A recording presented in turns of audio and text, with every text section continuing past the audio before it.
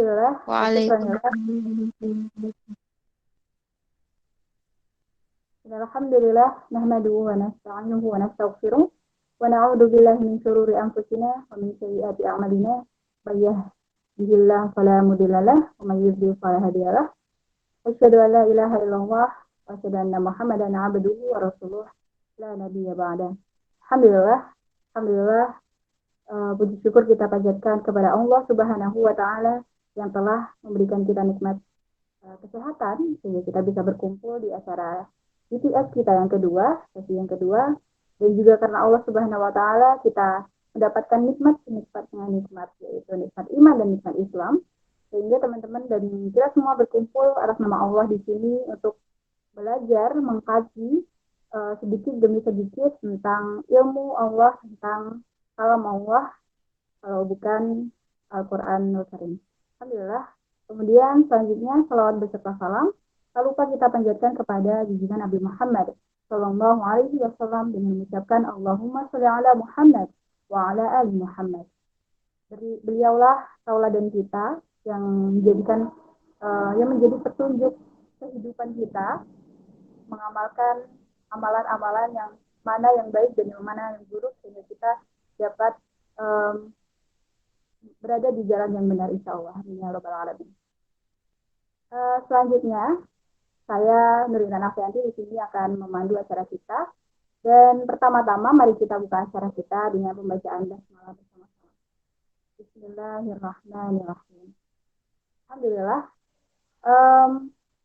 Di sesi ini kita melanjutkan sesi yang kemarin ya teman-teman, di mana di sesi kemarin kita belajar tentang tajwid gitu, terus tanda baca juga dan lain-lain gitu kemarin. Nah, di sesi ini kita akan lebih fokus tentang tajwid gitu. Tapi walaupun tajwidnya sedikit dulu, dasar-dasarnya dulu, yang paling penting, yang paling inti, yang perlu kita ketahui itu apa saja itu tajwid yang harus kita pelajari, nanti akan dijelaskan dan diterangkan kembali oleh Kak Iva. Jadi langsung saja kepada Kak Iva, saya persilahkan.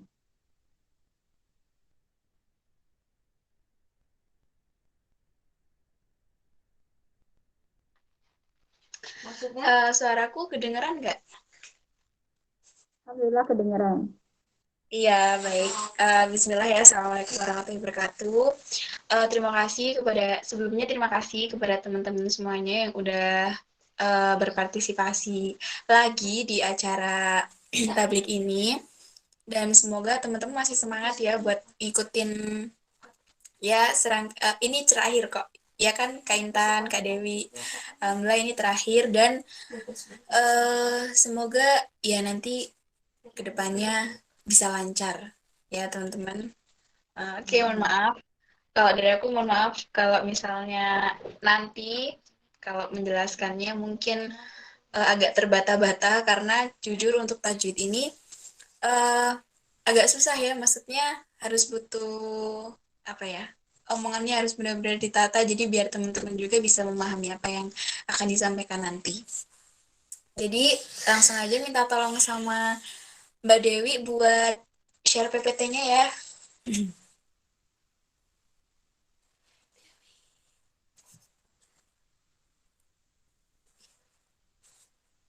Kamu itu. Bentar ya. Oke.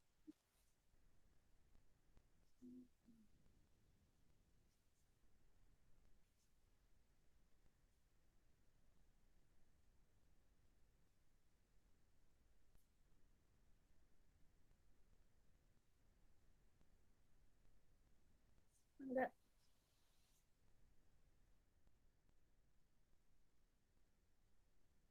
Oke, udah kelihatan ya. Oke. Udah, ini langsung langsung aja Mbak di slide kedua aja. Ya, jadi teman-teman untuk BTS kali ini, alhamdulillah kita meningkat ya. Jadi waktu pertama itu kan kita tentang huruf hijaiyah, tentang benar-benar dasar dari apa ya?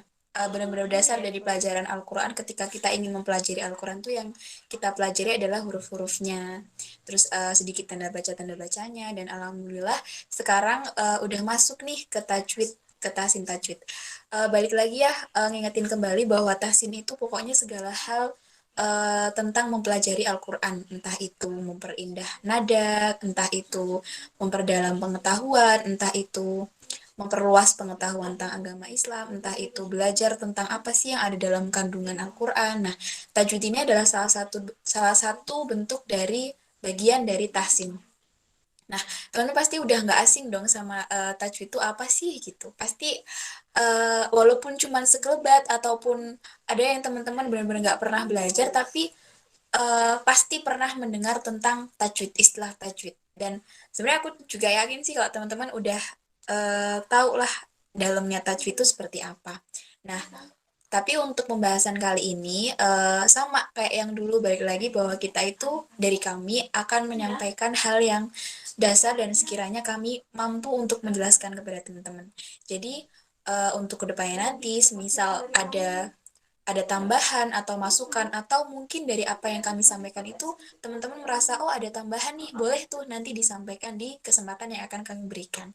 Jadi untuk kali ini kami akan menyampaikan dulu nih apa yang sudah kami rembuk dan apa yang ingin kami sampaikan kepada teman-teman. Nah, di sini di PPT ini insya Allah akan kami sampaikan nanti. Nah, untuk malam ini itu kita belajar tentang tajwid. Nah, apa sih tajwid? Belum Mbak Dewi, belum di slide.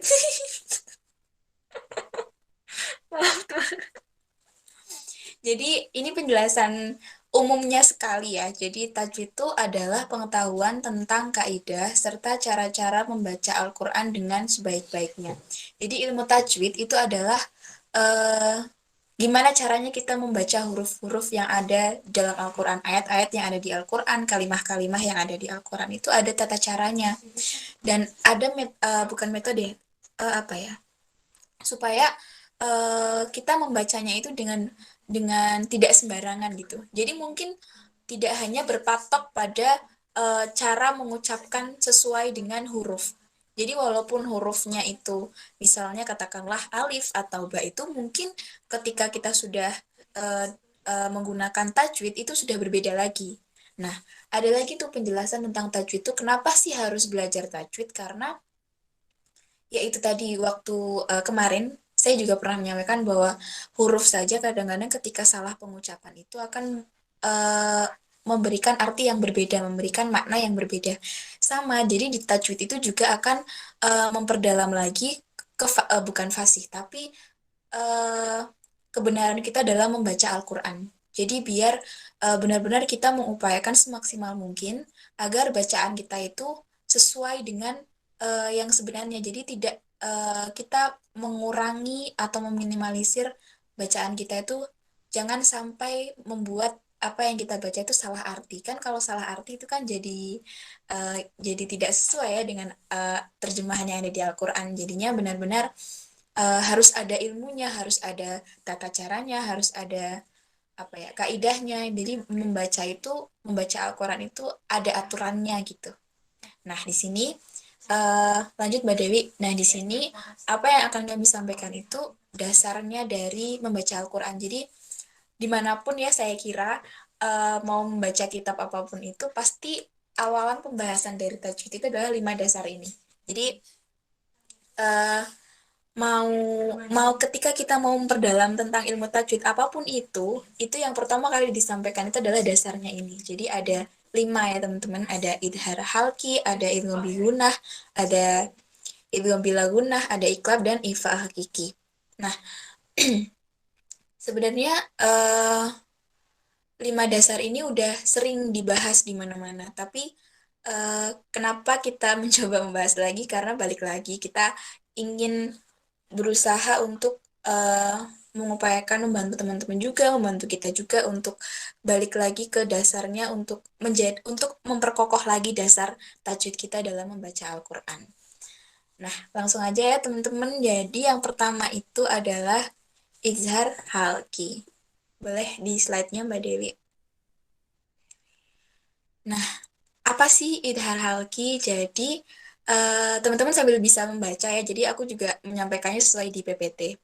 Jadi apa sih idhar halki? Yaitu ada manakala ada nun sukun atau tanwin bertemu dengan salah satu huruf halki yang huruf halki itu ada 6 ya teman-teman. Jadi ada hamzah atau alif, ha, ain, ghin, sama kha.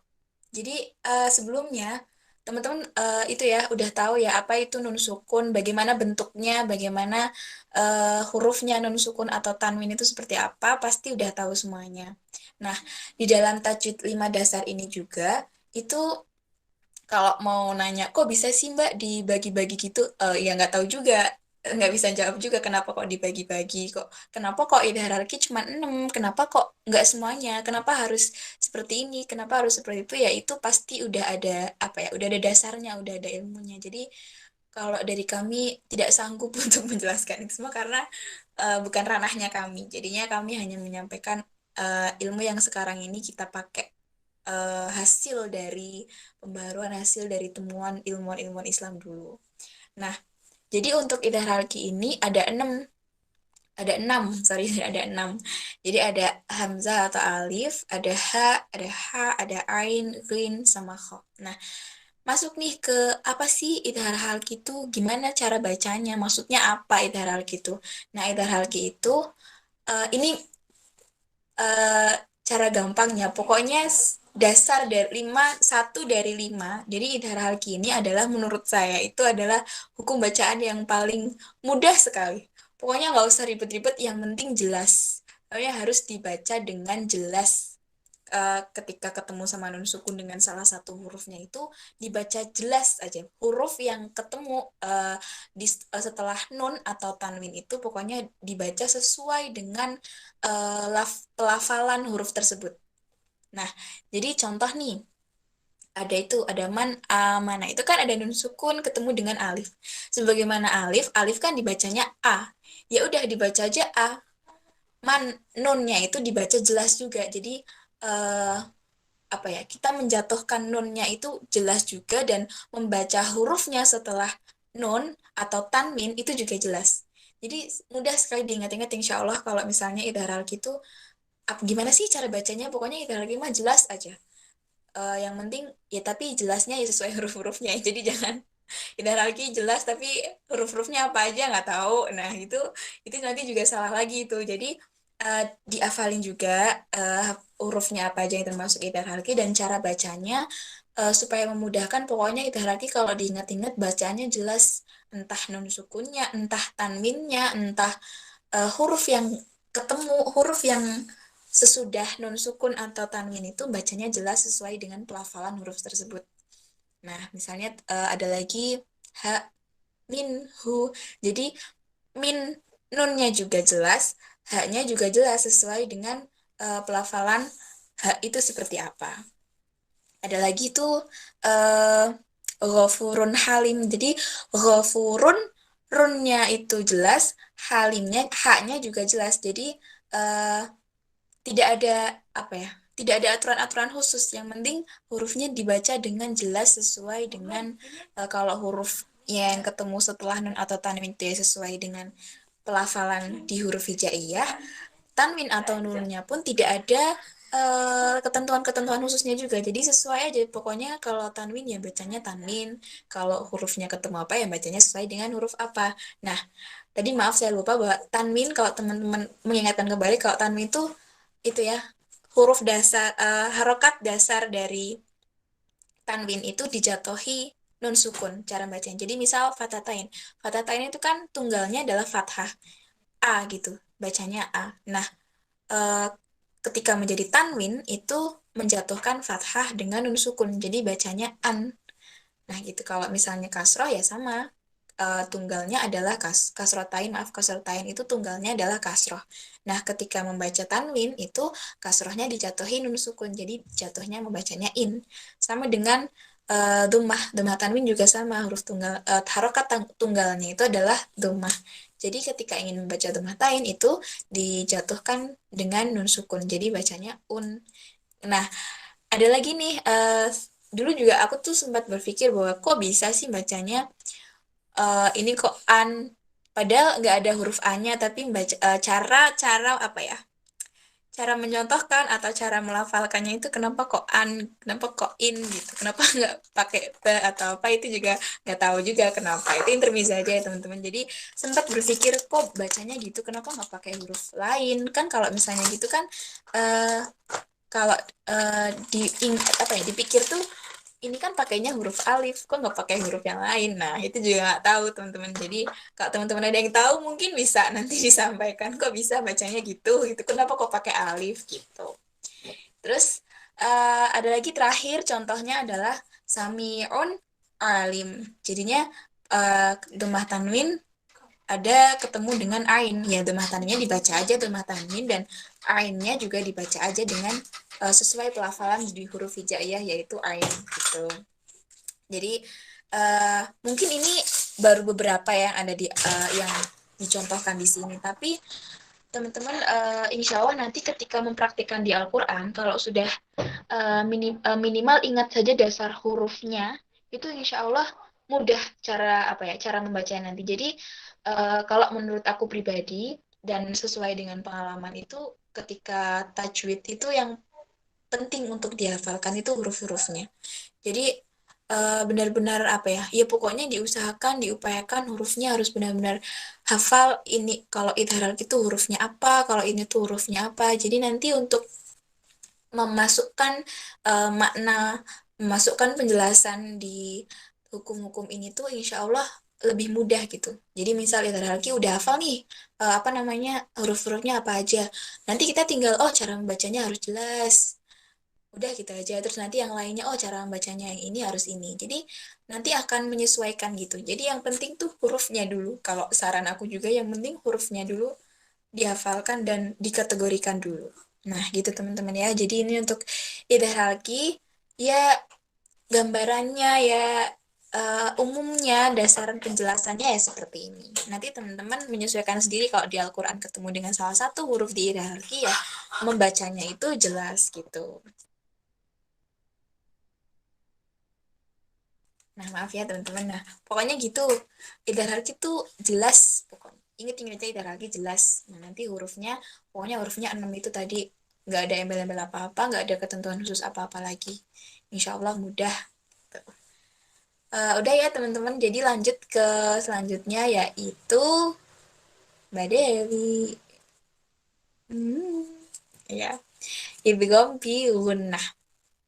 Jadi sebelum menjelaskan juga sebenarnya sepengalaman aku selama ini aku tahu tentang hukum ini tuh sebenarnya agak susah mempraktikkan. Bukan agak susahnya tuh susah melafalkan.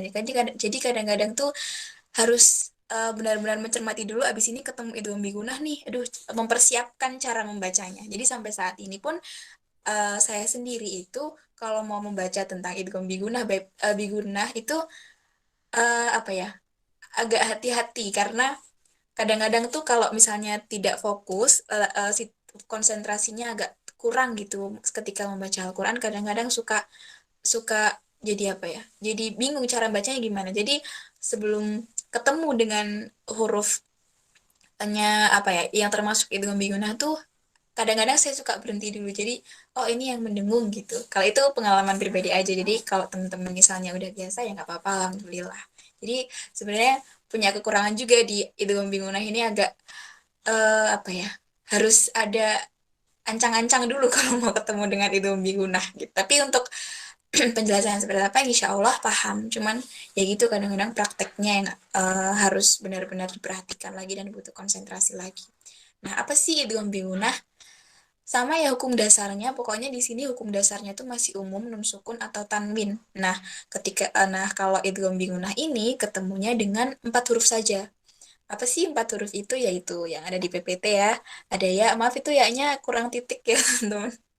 Jadi ada ya, nun, mim, dan wawu. Nah, ada lagi nih metode pembelajaran tajwid ketika kita ingin mengingat huruf apa aja yang termasuk dalam apa ya, hukum bacaannya itu. Kadang-kadang ada yang suka ustadzah atau ustadz atau guru itu memberikan apa ya, kata-kata yang merupakan penggabungan dari huruf yang terkandung dalam hukum dasar. Nah, maksudnya gini, contohnya aku nih, dulu tuh ketika aku belajar tentang tajwid, ketika diajarkan tentang idgham bigunnah, cara mengingat hurufnya itu digabunginnya yanmu gitu. Jadi yanmu itu terdiri dari ya, nun, mim, wawu. Nah, tapi kebetulan pernah juga pengalaman ketemu sama temen, ada juga yang, oh aku nggak gitu, aku nggak yanmu, aku cara mengingatnya itu ada lagi nih apa gitu. Jadi ada tuh metode-metode yang dibuat atau dibentuk tapi hanya untuk apa ya, untuk mengingatkan saja, memudahkan memudahkan pengajar untuk memudahkan muridnya agar bisa menghafal huruf-hurufnya dengan mudah gitu aja. Jadi kadang-kadang kalau kita harus mengingat hurufnya di apa ya, patah-patah gitu, tunggal-tunggal kayak ya mim nun itu kadang-kadang ada yang beberapa mengalami kesulitan, makanya digabung. Pokoknya kalau idgham bimina tuh hurufnya ini nih, kata-katanya yanmu, kalau misalnya aku pribadi yanmu gitu, jadi oh yanmu ya nun mim wawu, nah gitu. Jadi tapi apa ya, di berbagai kalangan tuh berbeda-beda, jadi nggak berpatok pada apa ya, berpatok pada satu ketentuan yang khusus. Jadi itu cuman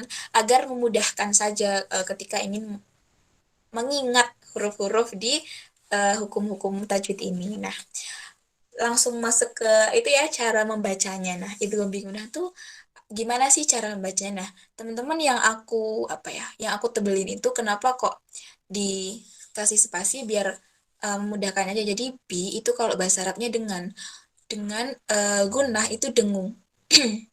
Nah, eh, mendengung itu apa sih? Nah, mendengung itu dimasukkan, jadi harus dimasukkan atau ditasdidkan ke dalam salah satu huruf yang empat itu dengan suara mendengung.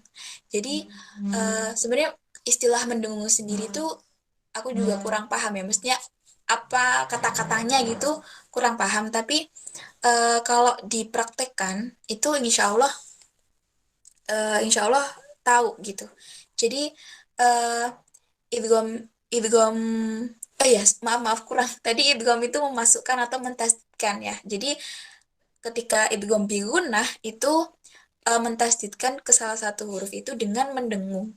Jadi kalau tadi idhar halki itu jelas, nah ini eh, apa ya? Apa ya? Mentasdidkan. Jadi aduh gimana cara bacanya? Aku juga bingung. Jadi langsung aja deh ke misalnya nih. Itu min sama nurin. Jadi memasukkan itu maksudnya langsung ke huruf setelah nun sukun. Jadi walaupun walaupun nun sukun ketemu nun sukun, tapi diniatkan saja kalau misalnya membacanya itu langsung ke nun setelah nun sukun gitu. Jadi eh, itu dasarnya dulu. Jadi walaupun ketemu hurufnya itu sama, nun sukun atau nun sukun ketemu nun sukun, tapi diniatkan kalau misalnya membacanya itu ke nun setelah nun sukun. Nah, itu memasukkan ya, mentasdidkan. Jadi apa ya?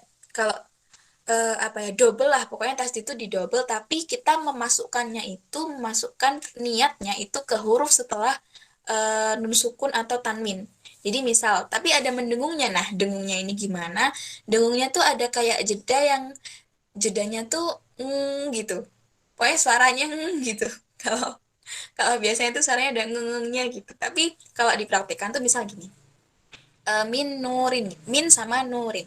Nanti kita kalau dipraktikkan itu gini. Min nurin gitu. Jadi ada engnya dulu. Ada apa ya? Ada suara-suara ngengnya dulu, ditahan. Pokoknya ada penahanan, penahanan kok, penahanan apa ya? Pokoknya ketika membaca itu ada suara yang ditahan tapi tidak berhenti ya. Jadi em, ketika membaca, memasukkan dan mentasdidkan itu ditahan sebentar. Ya kira-kira nggak kira-kira, kalau di ketentuannya itu kalau nggak salah sampai 1,5 sampai 2 alif. Jadi ada ketukannya gitu. Jadi eh, saya ulangi lagi ya. Jadi min nurin misalnya ini membacanya min nu min, ada apa ya, dengungnya. Jadi teman-teman semoga bisa itu ya. Semoga bisa apa ya, maksud saya gitu. Jadi ada dengungnya. Dengungnya itu apa ya, ada engnya gitu lah. Pokoknya bahasanya itu kalau dulu setelah aku menjelaskan tuh ada engnya gitu. Tapi ini apa ya? Di status gimana ya? Pokoknya itu minurin. Ada tadi ya yang kedua. Misalnya nih, nun sukun ketemu dengan mim. Nah, bacanya itu enggak nggak manaa, tapi bacanya langsung ditasdidkan ke huruf setelah nun sukun. Jadi mam, nah ada engnya dulu, ada mam manaa gitu. Jadi ada dengungnya yang tadi pokoknya kalau kalian dengar aku ada dengung dan itu tertahan, nah itu yang dimaksud dengan mendengung. Lanjut lagi, misal nih hurufnya beda ketika bertemu dengan ya. Jadi langsung ke ya-nya, tapi ada jedanya. Nah, jedanya ini namanya dengung. Kalau dibaca gini, mai ya, mai aku lu. Jadi ada sedikit apa ya, bertahan lah, pokoknya bertahan dulu di ketika membaca nun dan ya gitu. Jadi nggak langsung mai aku lu. Jadi jangan nggak langsung, ada dengungnya dulu. Kayak tadi mam mam ada engnya dulu, di dalam tuh ada engnya dulu gitu. Nah, itu maksudnya mendengung tuh kira-kira seperti itu, teman-teman. Jadi ditahan dulu sebentar, tapi ditahannya itu kita masih ada suaranya. Nah, itu bisa dikatakan mendengung tuh ya, mengupayakannya seperti itu. Jadi ditahan dulu di dalam, tapi jangan berhenti. Pokoknya ada di gimana ya, di kerongkongan ya kalau nggak salah. Kalau nggak di kerongkongan, di daerah dalam ini pokoknya ada jedanya dulu, pokoknya nggak, jangan langsung masuk ke huruf selanjut, jangan masuk dulu ke huruf selanjutnya. Jadi ada ditahan dulu di huruf situ, tapi cuman sebentar aja, 1,5 sampai 2 harokat saja. Itu kalau idgham bigunnah, teman-teman. Jadi memang kadang-kadang sulitnya di idgham bigunnah itu lupa kalau ada dengungannya. Jadi kadang-kadang bacanya langsung aja gitu. Jadi mam man mam mayakulu, jadi nggak ada jedanya mayakulu gitu kan, beda tuh, kedengarannya beda. Jadi ketika bacanya mammanaa sama mammanaa itu beda, ada bedanya lah, pokoknya ada bedanya gitu ya. Semoga teman-teman bisa mengerti ya. Pokoknya kalau menjelaskan langsung ke contohnya, insya Allah teman-teman bisa membedakan, oh kalau kalau nggak ada dengungnya gini, kalau ada dengungnya gini gitu. Nah, itu ada contoh terakhir lagi.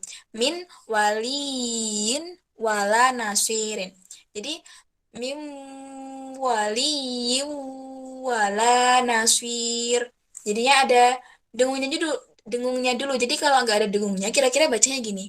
Min waliin wala nasir gitu. Kan beda. Ada perbedaannya gitu ketika memasukkan dengungan dan tidak memasukkan dengungan, itu kedengarannya juga beda. Kalau misalnya memasukkan dengung, itu ada jedanya, miu wali wala nasir. Jadi tadi sama yang nggak pakai dengung sama yang pakai dengung itu kedengarannya aja sudah berbeda. Jadi pokoknya ingat-ingat aja kalau idiom bingungnya tuh ada jeda, dikasih jeda tapi jedanya nggak berhenti. Pokoknya di dalam itu ada suara dengungan yang tertahan, suara yang tertahan. Ada penahanan aja di suaranya, tapi sebentar aja. Kayak ada panjang satu alif gitu. Kira-kira ketika menyamakan 1,5 sampai 2 alif itu kayak panjangnya satu alif. Itu, teman-teman. Jadi hurufnya ya tadi yang pertama itu ada 4. Ya, nun, ya, nun, mim, waw. Jadi kalau dari aku, sesuai dengan pengalamanku, cara mengingatnya itu,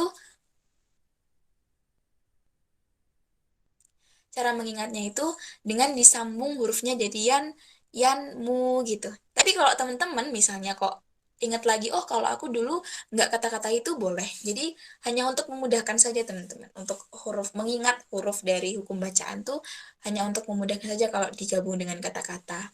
Nah, jadi itu teman-teman untuk eh ya ini semampu saya menjelaskan tentang idgham binggunah ya. Ya, ya kira-kira kalau mendengung ya seperti itu. Gitu. Jadi membaca cepat, kalau nggak ada dengungannya tuh pasti ada bedanya. Jadi eh ya ya Bismillah aja, pokoknya kalau misalnya agak susah ya diupayakan terus. Nanti insya Allah kalau misalnya sudah biasa mengupayakan, juga terbiasa untuk membiasakan dengungan ketika bertemu dengan idgham binggunah ini. Nah, lanjut aja ya Mbak Dewi. Selanjutnya adalah idgham bila gunnah. Jadi namanya agak sama, tapi perbedaannya di ada la-nya. Nah, kalau di bahasa Arab, la itu tidak ada atau tidak. Nah, berarti kalau tadi dengan mendengung, ini tidak dengan mendengung. Jadi tidak ada dengungan yang terkandung di hukum bacaan idgham bila gunnah ini. Dan ada mudahnya juga kalau misalnya idgham bila gunnah ini hurufnya cuma 2. lam sama ro.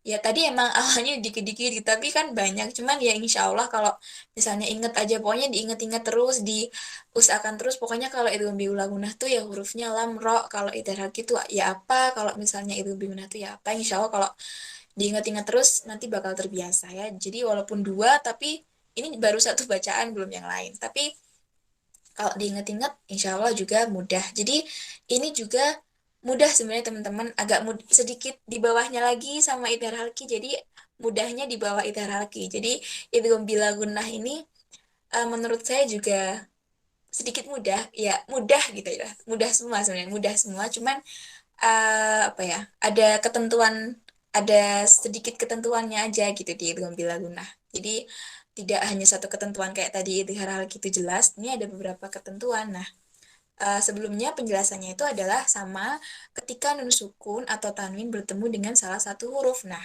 kebetulan huruf di idgham bila gunnah ini ada dua, lam sama ro.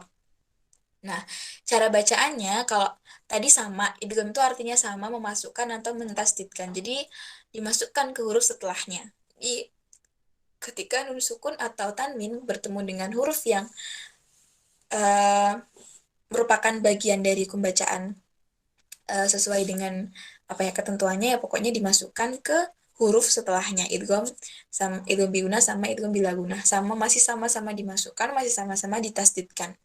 Jadi masuk ke huruf selanjutnya. Nah, bedanya bila gunah tadi ada kata-kata la itu di bahasa Arab tidak ada, jadi bila gunah itu tidak dengan mendengung. Jadi tidak ada ketentuan mendengung di sini. Jadi uh, langsung dimasukkan ke huruf setelahnya dan tidak ada dengungan ya teman-teman. Pokoknya diingat-ingat tidak ada dengungan. Jadi sedikit mudah lah. Jadi hurufnya dua, tidak ada dengungan dan hanya dimasukkan atau ditasdidkan saja. Jadi kalau tadi kemudahan di hal-hal gitu kanunnya dibaca jelas, huruf setelah nun dibaca jelas, tapi di sini tidak. Jadi nunnya atau tanwinnya tuh bukan samar tapi diganti aja, di apa ya? Dirubah kalimatnya jadi ditasdidkan.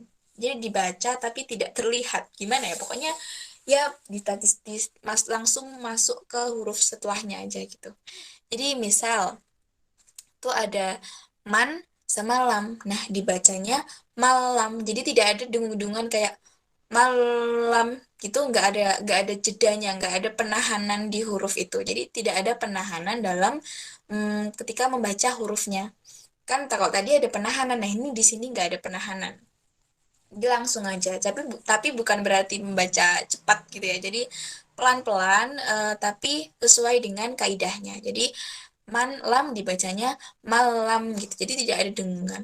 Terus ada lagi tuh di bawahnya min rabbihim dibacanya mir rabbihim gitu. Jadi tidak ada dengungannya, misalnya mir rabb. Jadi tidak ada mir sama mir rabb. Jadi langsung tidak ada dengungannya, tapi hanya ditasdidkan saja. Jadi nunnya nggak kelihatan, tapi diganti ke tasdid gitu. Ada lagi contoh di bawahnya ketika eh bertemu dengan ro juga tapi tanwin ya. Itu sama rotir rizkon. Jadi nggak, bukan sama rotir, kan ada r-nya, malah dengungannya jadi r, bukan dengung tapi jadinya r. Jadi langsung aja sama rotir rizkon. Jadi langsung. Jadi eh tir kasroh tanwinnya itu langsung masuk ke ro tanpa dengungan. Jadi mentasdidkan huruf ro itu. Walaupun huruf ro-nya nggak ada tasdid, tapi cara membacanya dibayangkan kalau ro-nya punya tasdid dan apa ya, kasroh tanwinnya itu jadi kasroh saja. Jadi nggak usah belibet-belibet sih sebenarnya, langsung aja pokoknya tirizkon gitu. Jadi nggak usah ada penjedaan, nggak usah ada penahanan, jadi langsung. Sama yang kedua tuh walakin la, tapi bacanya walakil la. Jadi la-nya yang tidak ada tasdidnya, tapi dia karena idgham bila gunnah, membacanya dibayangkan kalau la itu punya tasdid. Jadi nunnya bukan hilang, tapi nunnya diganti ke tasdid. Jadi cara membacanya itu tadi ditasdidkan. Ya, jadi wala walakil la ya'lamun. Jadi nggak usah pakai dengungan walakilla gitu, nggak usah, langsung aja walakilla ya'lamun. Biasa aja, yang penting ditasdidkan saja. Nunnya diganti ke tasdid. Tasdidnya berada di huruf la. Nah, gitu ya teman-teman. Jadi bila gunnah itu ya kira-kira gambarannya seperti ini. Jadi insya Allah teman-teman mudah, karena ini juga insya Allah juga mudah. Hurufnya cuma dua, la sama ro gitu. Dilanjut Mbak Dewi. Nah, selanjutnya satu hukum bacaan yang sangat-sangat diminati di kalangan dan sangat-sangat mudah diingat karena hanya mempunyai satu huruf, ba saja. Jadi iklab ya teman-teman. Ini sangat mudah di antara yang lain juga. Salah satu keunikan iklab itu sangat mudah diingat. Jadi iklab cuma satu, ba aja. Apalagi huruf terakhirnya iklab itu kan B. B kalau di bahasa Arab kan ada huruf Arabnya juga ya, jadi ba gitu. Jadi mudah aja pokoknya iklab ba gitu aja. Pokoknya inget-ingetnya nggak usah ribet-ribet, pokoknya yang punya satu huruf cuma dia doang, iklab ba gitu doang. Nah, tapi walaupun mudah cara mengingat huruf, bacanya ada ketentuannya. Nah, ketentuannya ini sebenarnya ketentuannya menurut saya juga mudah sih, karena apa ya, diganti ya kalau teman-teman. Jadi dijelasin dulu deh, pokoknya iklabnya apa sih? Apabila ada sama nun sukun atau tanwin, masih dalam lingkup nun sukun atau tanwin, dan bertemu hanya dengan satu huruf yaitu ba. Nah, ini makanya disebut dengan iklab. Nah, iklab ini apa sih artinya? Nah, iklab tuh artinya membalik atau menukar. Nah, maksudnya jadi cara membacanya itu ditukar. Jadi walaupun eh, ada hurufnya cuma satu, tapi dia ada kemasukan huruf lain nih cara membacanya gitu. Jadi nggak serta-merta membacanya hanya huruf ba saja. Nah, tegasnya huruf nun atau tanwin itu membacanya ketika itu dibalik menjadi mim. Jadi apa ya? Kalau misalnya gini-gini, kalau misalnya huruf tanwin atau nun sukun itu kan ya jelas ya, nun sukun itu menjatuhkan membacanya itu menjatuhkan ke nun sukun. Jadi membacanya misalnya alif ketemu nun sukun itu an, sama kayak kasroh tanwin atau domah tanwin atau fathatain itu menjatuhkannya di huruf nun. Nah, tapi ketika bertemu dengan iklab itu menjatuhkannya di huruf mim. Jadi bukan di huruf nun. Kalau tadi kasroh tanwin, nun sukun itu kan menjatuhkannya di huruf nun. Tapi kalau iklab, khusus untuk iklab, itu membacanya itu ditukar. Tanwin atau nunnya itu ditukar ke menjatuhkannya itu di mim. Jadi bukan di nun. Kalau tadi kan kasroh tanwin atau domah tanwin atau apa kan dijatuhkannya ke nun. Nah, ini dijatuhkannya ke huruf mim.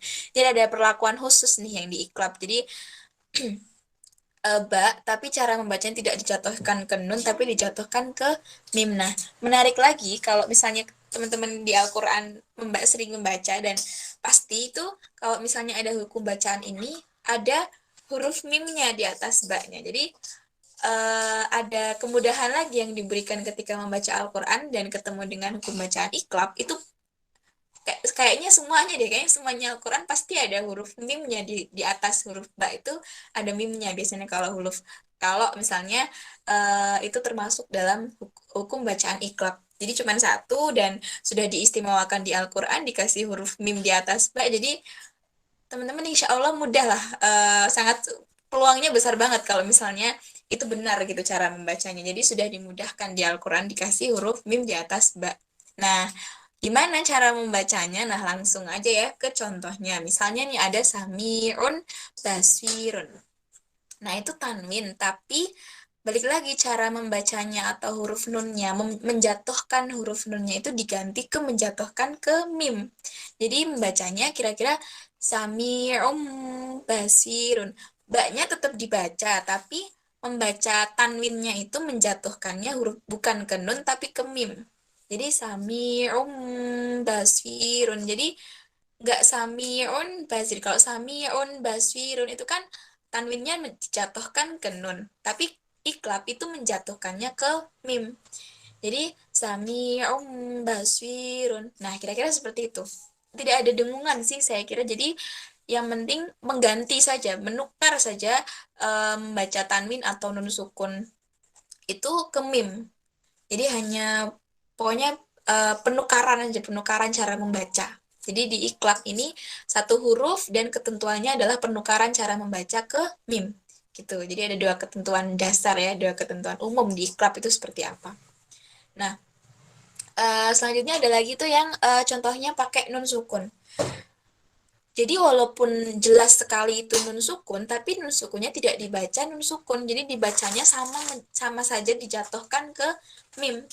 Jadi kira-kira membacanya tambihu. Jadi bukan tanbihu tapi tambihu. Jadi di sini memang tidak ada huruf mim sama nggak ada, tapi kalau misalnya pembacaan ada huruf mim dan di Al-Qur'an insya Allah semuanya itu ada huruf mimnya. Jadi teman-teman insya Allah diberi kemudahan sekali ketika bertemu dengan iklab. Jadi sudah ada petunjuknya, ada mimnya, langsung aja dibaca mimnya yang dibaca. Gitu sih teman-teman ya. Jadi insya Allah untuk iklab ini mudah ya saya kira. Jadi udah banyak sekali, bukan dari penjelasan dari seorang pengajar atau guru atau yang lain, tapi di Al-Quran pun dikasih petunjuk, dikasih kemudahan kalau ada huruf mim ketika itu termasuk dalam hukum bacaan iklab. Nah gitu sih kira-kira teman-teman ya, semoga bisa dipahami. Nah ini udah 4 aja nggak terasa ya, tinggal satu lagi, dan satu ini Masya Allah sekali hurufnya paling banyak ya, paling meraup untung banyak di huruf hijaiyah, mendapatkan banyak sekali huruf. Nah, apa itu? Mbak Dewi, slide-nya. Nah, itu maaf ya kok agak ke bawah gitu. Tadi ngeditnya kayaknya keburu-buru, jadinya agak ke bawah gitu ya teman-teman. Tapi insya Allah jelas. Nah, yang terakhir, hukum bacaan terakhir dan yang paling banyak mengambil jatah atau huruf bagian di huruf hijaiyah itu adalah ikhfa hakiki. Nah, ikhfa ini ada ketentuannya lumayan nggak banyak, tapi ada beberapa ketentuan yang lebih di antara hukum bacaan yang lain. Nah sebelumnya ikhfa itu artinya menyamar atau menyamarkan. Jadi kalau untuk mengingatkan garis besarnya tuh pokoknya ikhfa samar-samar gitu. Biasanya gitu kalau di kalangan umum mengingat ikhfa hakiki itu ikhfa hakiki samar-samar gitu. Nah, tapi ada hakikinya, walaupun samar, tapi harus benar-benar dan sungguh-sungguh. Jadi, walaupun samar, cara membacanya pun ya harus benar-benar sungguh untuk menyamarkan, gitu. Jadi, samar bukan berarti cara membacanya juga samar. Jadi, walaupun katanya samar, tapi harus dengan sungguh-sungguh. Jadi, berusaha untuk menyamarkan. Jadi, samar itu bukan hal yang tidak ada upayanya. Jadi, menyamarkan pun harus ada usaha yang sungguh-sungguh untuk benar-benar masuk ke dalam menyamarkan. Nah, kira-kira ya kata-katanya seperti itulah untuk menjelaskan ifa hakiki itu seperti apa. Nah, dan cara membacanya adalah samar-samar antara idhar dan idgham. Sebetulnya idhar dan idgham tuh diingat lagi aja. Pokoknya idhar tuh jelas dan idgham tuh ada dengungnya. Jadi dua-dua di ifa ini istimewa sekali. Pokoknya samar-samar. Jadi dia tidak jelas sekali, tapi ada dengungnya juga gitu. Jadi dia ya ada ketentuannya yang lumayan banyak. Jadi membacanya samar tapi ada dengungnya. Udah samar harus benar-benar diupayakan harus samar, tapi juga harus dengung. Nah, gimana tuh? Nah, artinya harus terang tapi disambung dengan huruf yang di mukanya dengan mendengung. Nah, teman-teman itu hurufnya ada 15 ya, bisa dibaca, dilihat aja insya Allah. Pokoknya selain 4 tadi lah, ifa itu pokoknya sisanya. Jadi bukan sisa ya, tapi karena yang paling banyak jadinya ditaruh yang terakhir biasanya kalau menjelaskan tentang hukum tajwid. Nah, sebenarnya ada ketentuan di ifa hakiki itu ada 3 cara membacanya, tapi ini aku menjelaskannya kenapa nggak tak taruh di PPT karena ini aku pengetahuannya aja kayaknya masih dasar ya, mestinya masih dasar, jadi belum bisa untuk menyampaikan di PPT, tapi tak selingin aja. Pokoknya di ifa hakiki itu walaupun samar, tapi samar-samarnya itu ada pembagian.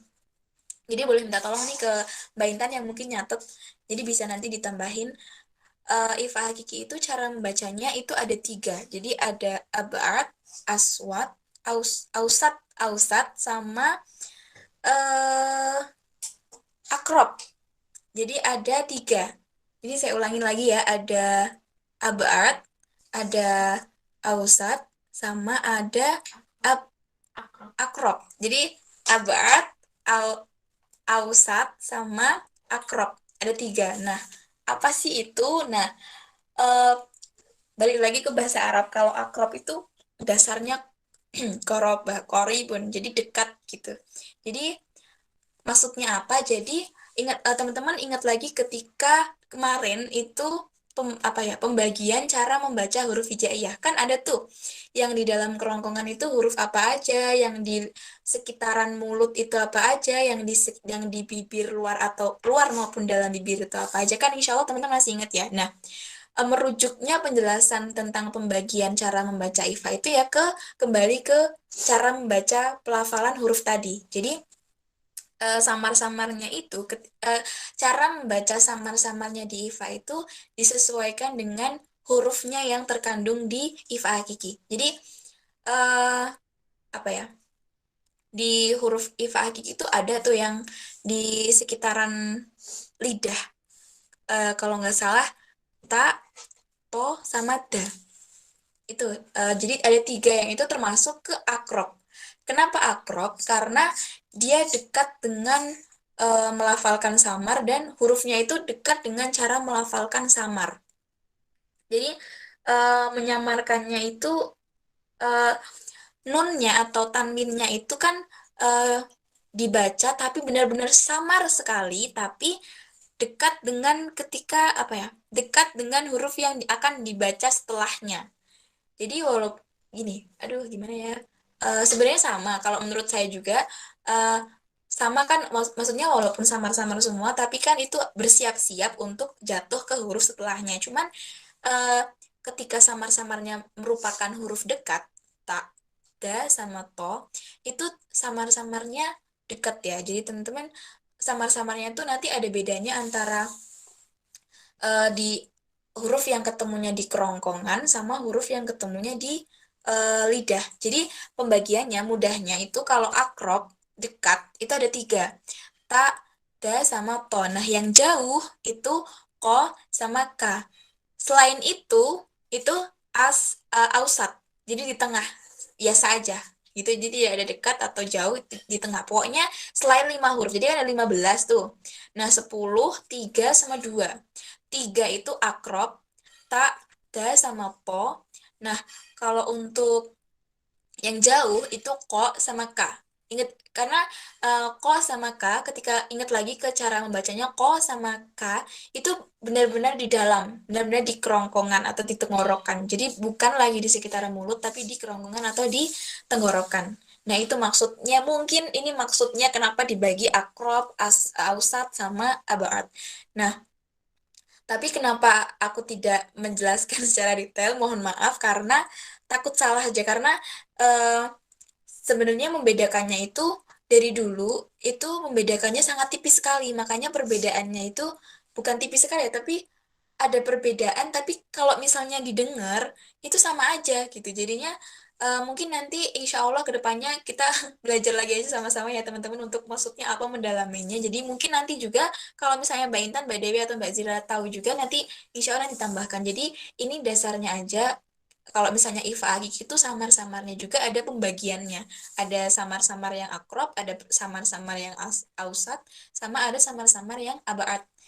Nah, pembagiannya itu dibedakan atas perbedaan pelafalan huruf hijaiyah yang dimaksud salah satunya di situ gitu. Jadi cara letak pelafalan hurufnya itu juga berpengaruh kepada samar-samarnya ketika membaca. Jadi samar-samarnya ternyata berbeda. Jadi tidak semuanya samar-samarnya itu kedengarannya sama gitu. Tapi jujur sampai sekarang itu cara membedakannya masih agak sulit aku pribadi. Makanya belum mampu untuk menjelaskan. Jadi takutnya nanti ketika aku menjelaskan malah salah. Jadi mendingan menyampaikan aja yang aku tahu bahwa kalau misalnya IFA gitu samar-samarnya ada perbedaan. Perbedaannya itu sesuai dengan letak hurufnya. Letak huruf di salah satu huruf IFA hakiki itu. Nah, insya Allah nanti teman-teman bisa kok ada di YouTube juga ada yang insya Allah ya carinya yang itu ya, yang maksudnya carinya yang channel-channel yang kira-kira terpercaya yang benar-benar dia adalah seorang ustadz atau pengajar gitu, insya Allah ada. Cuman kembali lagi ke aku pribadi karena aku di sini yang diamanahkan untuk mewakilkan dan masih masih ragu-ragu dan masih ragu-ragu dan mungkin masih belum mampu untuk menjelaskan, makanya di sini mohon maaf belum bisa disampaikan, belum bisa dijelaskan dan belum bisa untuk mencontohkan seperti apa sih perbedaannya gitu. Yang penting memberi ya kalau ada karena ada ilmunya dan pernah ada teorinya juga ya nggak apa-apa lah disampaikan dulu teorinya, nanti insya Allah bisa untuk teman-teman mencari referensi gimana cara membedakan cara membacanya gitu. Nah, lanjut aja ke contohnya tadi. Contoh Ifa Akik ini. Ini tidak semua ya teman-teman, jadi nggak semua huruf ada contohnya, tapi sekiranya ya insya Allah samar-samarnya kira-kira seperti ini gitu. Nanti untuk membedakannya ya, ya teman-teman mohon maaf kembali lagi bahwa karena belum mampu untuk menjelaskan perbedaannya di mana, jadinya ya masih dalam dasarnya aja kalau misalnya samar-samar tuh kira-kira umumnya seperti apa gitu. Nah, ini ada berapa contoh tuh? Ada 5 contoh ya. Jadi yang pertama itu min sama ju'in. Jadi cara membacanya, maaf maaf bentar.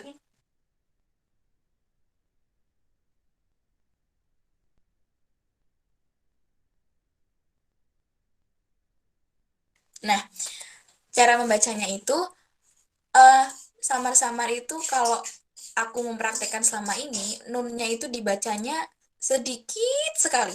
Di dalam banget pokoknya. Tapi makanya kedengarannya itu kayak nggak baca nun, tapi sebenarnya ketika kita merasakan dalam melafalkan itu ada kita kayak baca nun, cuman dengernya itu nggak ada nunnya gitu. Jadi nunnya itu benar-benar hanya kita yang merasakan di dalam sedikit sekali. Kalau hitungannya 100%, paling cuma 5-10% aja nunnya di dalam. Kalau itu cara aku apa ya? Cara mendalami teori tentang ifa gitu gitu. Jadi nunnya itu sebenarnya kita merasakan aku tuh kayak baca nun, tapi kalau didengerin tuh nggak ada nunnya. Jadi nunnya kayak hilang aja gitu. Tapi sebenarnya kalau dirasa sendiri nunnya itu denger rasa kita tuh ngerasa baca nun, cuman kalau denger ketika kita mendengarkan suara kita sendiri kayak nggak baca nun. Nah kalau misalnya mengupayakan samar-samar sih aku seperti itu ya. Jadi contoh nih min juin, jadi bacanya min juin. Jadi nggak tahu ya teman-teman ngerasanya aku baca nun atau enggak, tapi jujur aku ngerasa kalau aku baca nun. Jadi di dalam diriku sendiri, di dalam aku melafalkan di dalam mulut ini tuh ada sedikit unsur nunnya gitu. Jadi tidak menghilangkan apa ya, tidak menghilangkan sepenuhnya, tapi benar-benar samar-samar gitu. Samar-samar kan artinya itu ada nggak sih gitu kan, maksudnya gitu ya. Maksudnya samar-samar tuh ada nggak sih? Nah maksudnya gitu. Makanya yang merasakan nunnya itu kita sendiri, tapi orang lain bertanya-tanya itu ada nunnya nggak sih, kedengarannya nggak ada nunnya tapi kita merasakan nunnya. Nah maksudnya samar-samar tuh ya kira-kira seperti itu kalau misalnya memaknai samar-samar itu seperti apa. Jadi pokoknya nunnya hilang aja, didengarnya hilang aja tapi kita ada masih merasa membaca nun, jadi kita melafalkannya masih ada nunnya, cuma disamarkan ketika pelafalannya. Jadi min juin, jadi ada engnya tapi engnya bukan dengung, tapi engnya karena menyamarkan nun gitu. Jadi kalau tadi diidgham kan mendengung tapi tidak menyamarkan nun. Tapi kalau ini eh apa ya? Menyamarkan nun. Jadi nunnya dibuat samar-samar, dibuat bertanya-tanya ke orang-orang sebenarnya ada nggak sih nunnya gitu. Kalau di IFA gitu. Terus ada contoh lagi yang tiku. Jadi cara membacanya ya yaitu pokoknya kedengarannya samar-samar tapi aku masih merasa baca nun yang piku. Nah, aku sendiri juga kalau ditanya dengernya nggak ada nunnya, tapi kalau merasakan membaca ada nunnya. Kalau aku membaca yang tiku itu nunnya masih tak baca di dalam, tapi ketika mendengarkan suaraku sendiri kayak nggak baca nun. Jadi samar-samarnya maksudnya seperti itu ya. Jadi ya ulang-ulang terus pokoknya ya pokoknya biar apa ya maksud aja gitu, maksudnya aku cara menyampaikannya aku ya seperti itu, kira-kira samar-samar itu seperti apa gitu. Nah ada lagi contoh yang ketiga, anda dan, jadi membacanya anda dan, jadi anda dan kalau kedengarannya nggak ada nunnya tapi aku merasakan membaca nun, jadi aku membaca nun ini di dalam tuh sebenarnya membaca nun, cuman melafalkannya seolah-olah biar orang-orang ngiranya itu kayak gak baca nun gitu. Terus lagi tuh ada minkum, bacanya ya minkum, sama pokoknya eh, samar-samar aja. Samar nunnya benar-benar samar-samar ya. Pokoknya hitungannya 100%, 90% aja. Apa nggak kedengarannya padahal 10%-nya ada huruf nunnya di dalam pelafalan mulut. Nah, yang terakhir hurufnya contohnya anfusakum. Nah, bacanya juga sama disamarkan nunnya. Anfusakum. Jadi apa ya? Kayak menghilangkan nun, tapi kalau kita membaca itu masih membaca nun kok gitu. Cuman ya itu tadi karena upayanya karena tujuannya menyamarkan ya biar orang-orang ngiranya kita nggak baca nun gitu. Maksudnya kalau di Fakiki ya kira-kira seperti itulah bahasa apa ya kasarannya. Dan sebenarnya kalau misalnya aku merasakan sendiri juga kembali lagi ke tadi cara membaca samar-samar itu sebenarnya merasakan ada perbedaan ketika menyamarkan nun huruf ini dan nun huruf ini gitu. Cuman karena belum belum dalam sekali tentang perbedaannya itu jadi cara menjelaskannya pun masih bingung cara menjelaskannya gimana ya kalau perbedaan huruf samar nun atau tanwin ketemu huruf ini tuh dengungnya samarnya gini kalau ketemu ini samarnya gini tapi sebenarnya kalau teman-teman eh apa ya merasakan peka gitu terhadap bacaan kita itu sebenarnya samar-samarnya itu beda setiap huruf yang dibaca ketika ikhfa itu berbeda ada perbedaannya makanya ikhfa itu samar-samarnya dibagi ada pembagiannya ya tiga itu tadi ada akrob abaat sama ausat jadi ya pelan-pelan aja ketika mungkin teman-teman ada yang belum tahu mungkin ada juga yang udah tahu tapi ya itu pokoknya samar-samarnya itu ada perbedaannya setiap huruf itu ada perbedaannya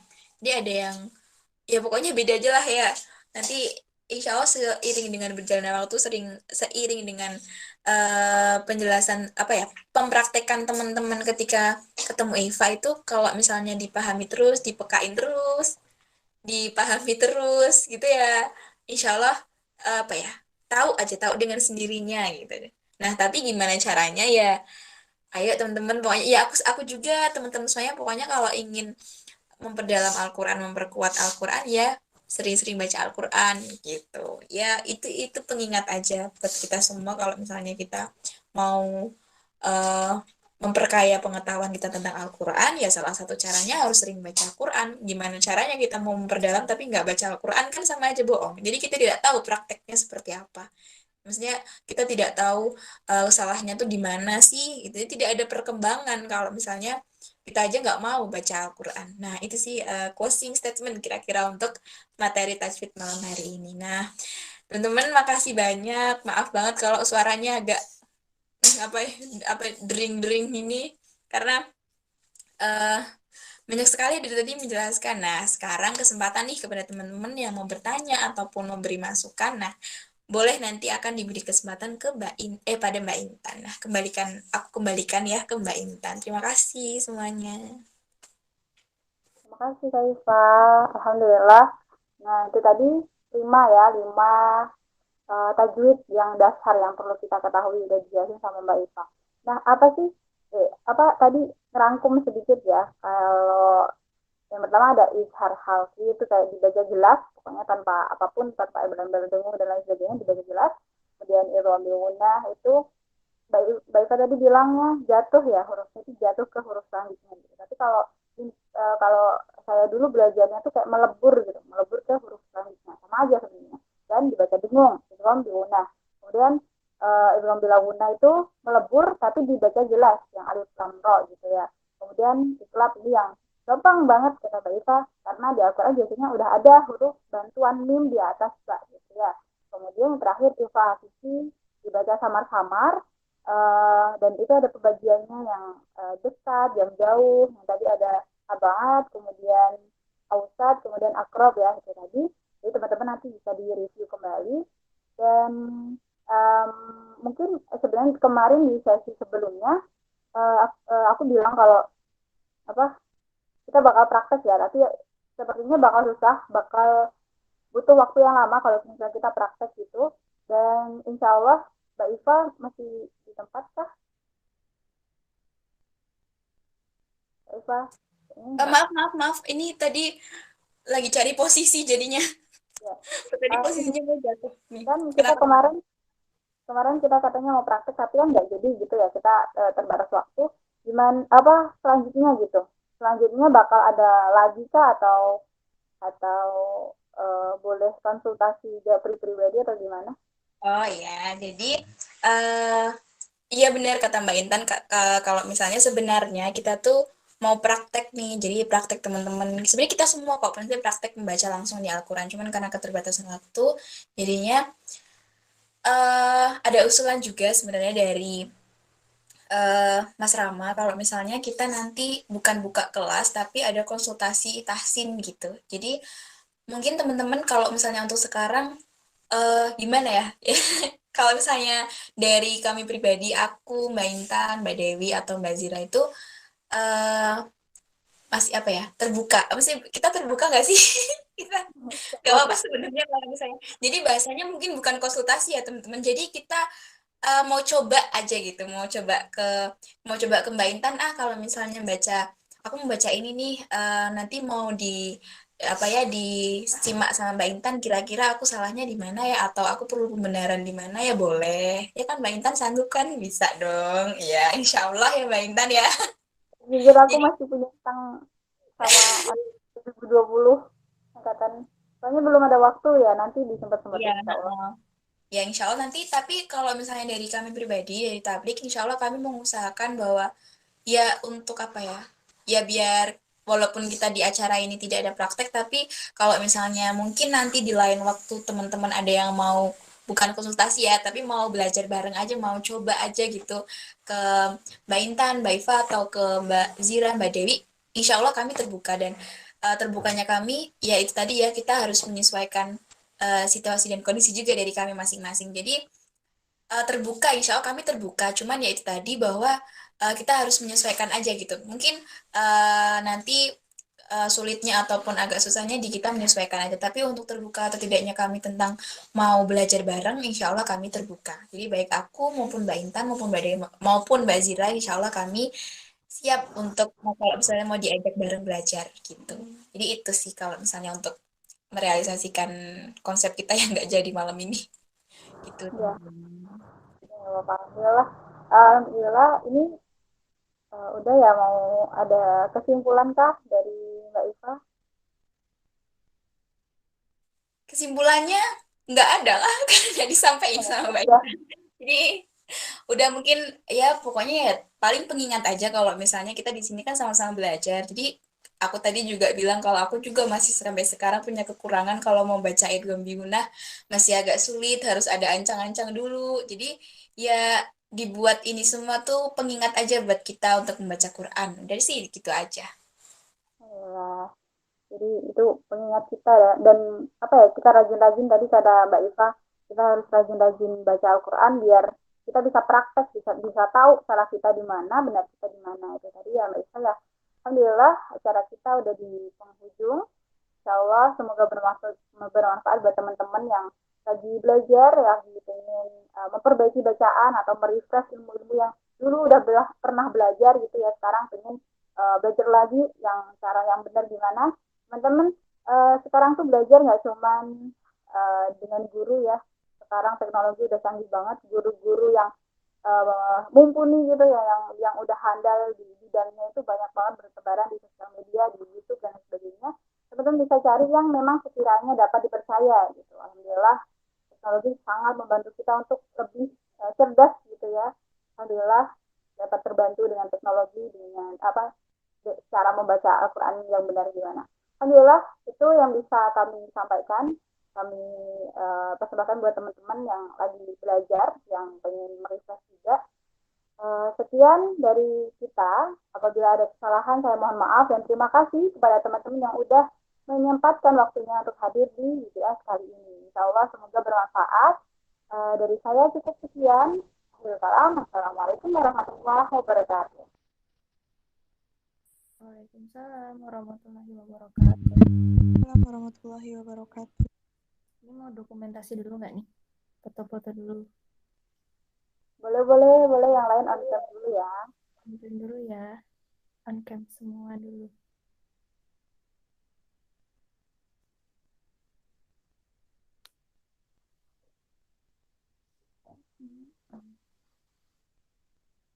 Yang mau screenshot siapa deh? Aku. Minta closing sih. Oke. Oh, yang belum on cam. Oke, ceramah. Mulai ya. 1, 2, lagi. Wait. Prepare dulu Mbak Dep. 1, 1, 2, lagi. 2 kali lagi ya. Oke. 1, 2.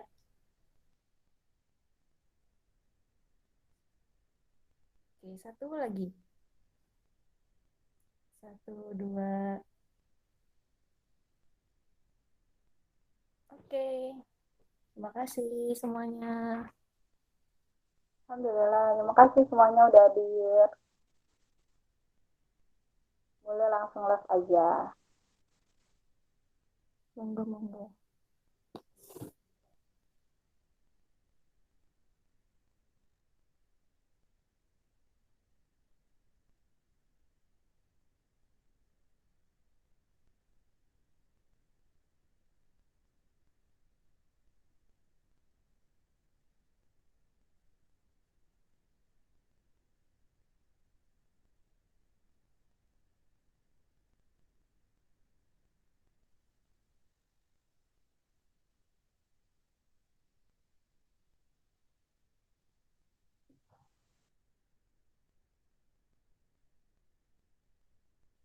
Udah.